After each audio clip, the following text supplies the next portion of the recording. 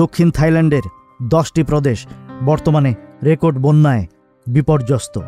গত সপ্তাহে সৃষ্ট এই বন্যায় এখন পর্যন্ত অন্তত 33 জনের মৃত্যু হয়েছে এবং 20 লাখের বেশি মানুষ ক্ষতিগ্রস্ত হয়েছে।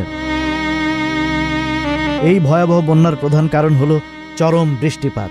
মালয়েশিয়া সীমান্তবর্তী হাত ইয়াই শহরে একদিনে রেকর্ড করা হয়েছে 335 মিলিমিটার বৃষ্টি, যা গত 300 বছরের মধ্যে সর্বোচ্চ। দুর্গত এলাকার বেশিরভাগ মানুষ যোগাযোগ বিচ্ছিন্ন হয়ে সাহায্যের জন্য অপেক্ষা করছে। স্বেচ্ছাসেবক দলগুলি সাহায্যের জন্য হাজার হাজার ফোন কল পাচ্ছে। সোশ্যাল মিডিয়ায় অনেকে খাবার ও জলের সংকটের কথা তুলে ধরে জরুরি সহায়তার আবেদন জানিয়েছেন। সংকট মোকাবেলায় থাই সামরিক বাহিনী একটি বিমানবাহী রণতরী এবং 14টি নৌকার বহর পাঠাচ্ছে। এই বহর প্রতিদিন 3000 মানুষকে খাবার সরবরাহ করতে সক্ষম। প্রয়োজনে রণতরীটি ভাসমান হাসপাতালে রূপান্তর করা হবে।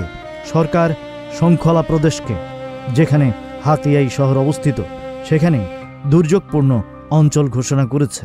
পানিবন্দী মানুষকে নিরাপদ স্থানে সরিয়ে নিতে নৌকা, উঁচু চাকার ট্রাক ও জেট স্কি ব্যবহার করা হচ্ছে। শুধু থাইল্যান্ড নয়, প্রতিবেশী ভিয়েতনাম, মালয়েশিয়া এই প্রবল বৃষ্টিতে বিধ্বস্ত।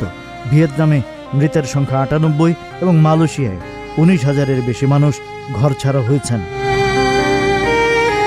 Rajib Raihan, news flash 71।